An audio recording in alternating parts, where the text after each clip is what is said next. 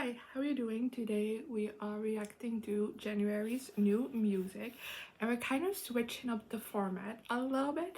It's just that these videos I kind of throughout the past couple of months have been dragging my feet on filming. Like I'm literally filming this on the day it's supposed to go up, which I don't like doing. So I decided that I wanted to try doing it a little bit differently this month, and I'll see if that actually like works out or not, to see if I'll keep doing that if I go back to the old format. So yeah, what we're gonna do is I already listened to all of the songs that came out in January. I wrote down my thoughts on them. I just listened to them for the first time like a little bit before filming, and like I said, yeah, I wrote all my thoughts down, so I will be discussing them with you, what I thought of them, and there won't be like direct reactions right now in this video. We'll see how that turns out or not, but they're still like my first initial thoughts on all of these songs. But timestamps on the description if you want to click around to songs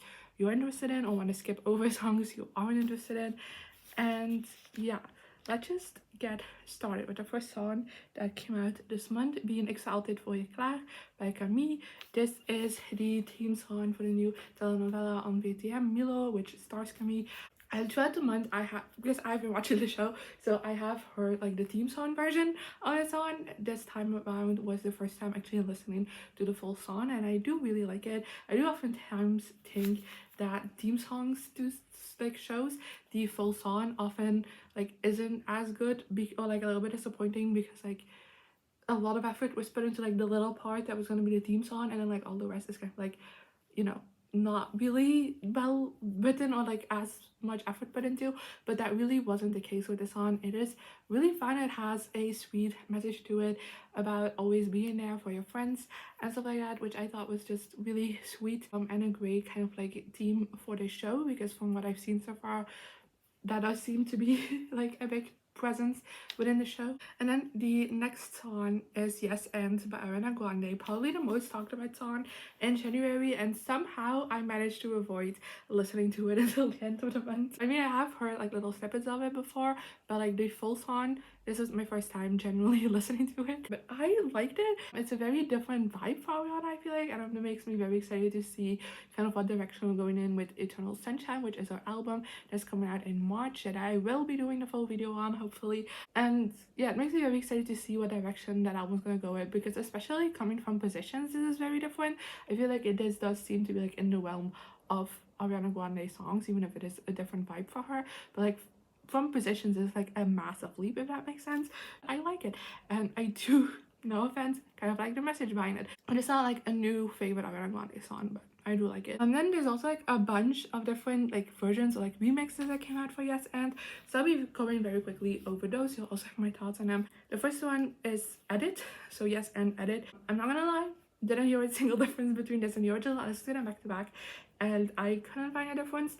There might be one, let me know in the comments if there is, but I didn't see it. Then there was an extended mix, which I don't see the point of extended mixes, if I'm gonna be completely honest. There was also one for Houdini a couple of months ago when that came out, and I also didn't like it. It just seems like a boring, drawn out version of the original. Then we have a sped up version, which honestly, I don't think these need to exist.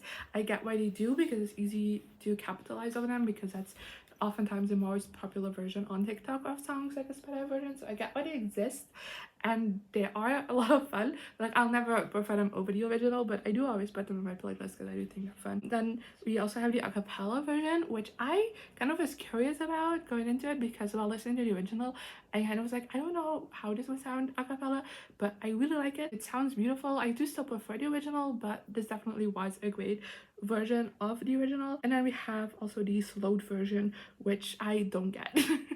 Like, is there a market for slowed down versions of songs? I'm genuinely curious, because I don't get it. And yeah, then I also sent an instrumental for the original and the extended mix, which I don't listen to because they're just instrumentals, but yeah, those also exist. The only ones from all of these different versions that I ended up putting on my playlist is the sped up version and the a cappella version. So yeah, but the original way superior. I mentioned Houdini earlier, but we also got a new version of Houdini this month, Houdini London Sessions by Dua Lipa. This is a like live version of the song, and I do like it. I think it's a decent live version. vocals especially are very consistent with how it is on the original track, which I like. But like, it's nothing in this that absolutely blew me away, and I didn't add this to my playlist because of it. So yeah.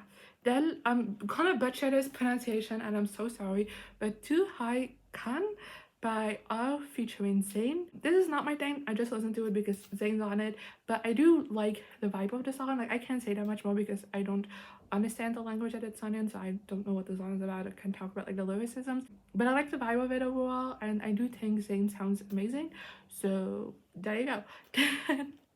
Next, I have I Hope You Know by Sofia Carson, which is her like first release in like quite some time actually. She took a long break from the music scene, and I did quite like the song. It's nothing standout, but I also feel like as much as I always like Sofia Carson's music, I've never really found her music like to stand out, and this also wasn't that. But it is a beautiful song with like a great message and beautiful lyrics, but like it's just something about it that just like doesn't wow me. And then last but definitely not least, we have The Day the World Blows Up by Jauregui.